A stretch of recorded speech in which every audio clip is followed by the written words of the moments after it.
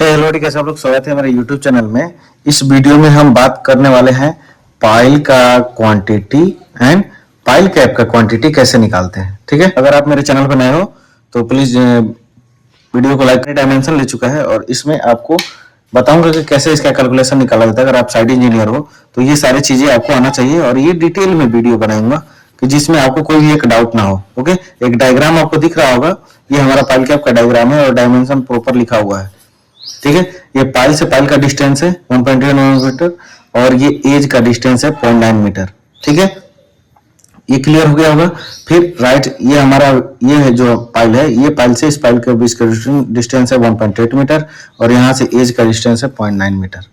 Same उसी तरह से यहाँ पे है। अब आते हैं ड्राइंग में। ड्राइंग क्या कह रहा है, सबसे पहले तो पाइल का निकालते हैं। पाइल का क्वांटिटी कैसे निकालते हैं।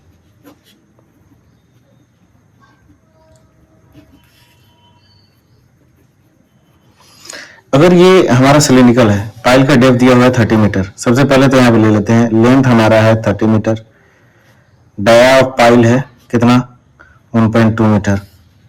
फॉर्मूला क्या होता है, पाई are square into L.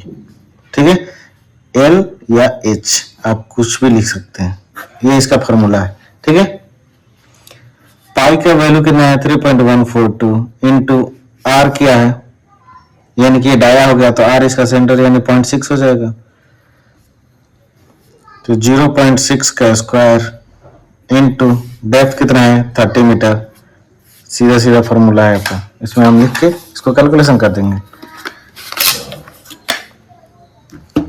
3.142 into bracket देता हूँ 0.6 का स्क्वायर कर देता हूँ ब्रैकेट करके इंटू 30 मीटर 33.933 क्यूबिक मीटर। ये पाइल के केस में क्या होता है दोस्तों, ये जो हमारा बॉटम है, पाइल कैप का जो बॉटम होता है, पाइल कैप का बॉटम जो कहता है कि यहां तक हमारा जो होता है कट ऑफ लेवल होता है। ठीक है, कट ऑफ लेवल का अगर बात करें तो सीधा सीधा आपको बोलना है कि पाइल कैप का बॉटम को हम लोग कट ऑफ लेवल बोलते हैं।